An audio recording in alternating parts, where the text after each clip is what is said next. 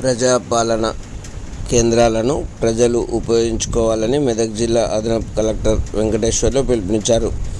ఎన్నికల కోడ్ సందర్భంగా నిలిపివేసిన ప్రజాపాలన సేవా కేంద్రాలు పునః ప్రారంభించినట్లు జిల్లా అదనపు కలెక్టర్ వెంకటేశ్వర్లు తెలిపారు.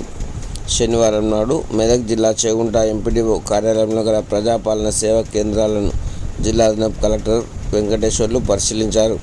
ఈ సందర్భంగా ఆయన మాట్లాడుతూ పార్లమెంట్ ఎన్నికల నేపథ్యంలో ఆగిపోయిన ప్రజాపాలన కేంద్రాలు పునః ప్రారంభం కాని నేపథ్యంలో ప్రజాపాలన సేవా కేంద్రాలను ప్రజలు సద్వినియోగం చేసుకోవాలని పిలుపునిచ్చారు.